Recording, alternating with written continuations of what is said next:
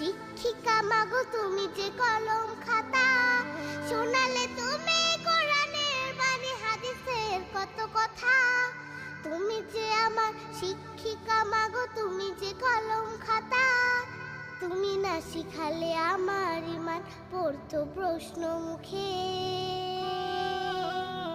মাগো আল্লাহ তোমায় দিল আমাকে, ও মাগো আল্লাহ তোমায় দিল আমাকে।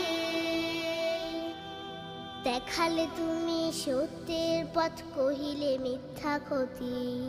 তুমি আমার বড় পীরে মাগো আধারে আলোর বাতি।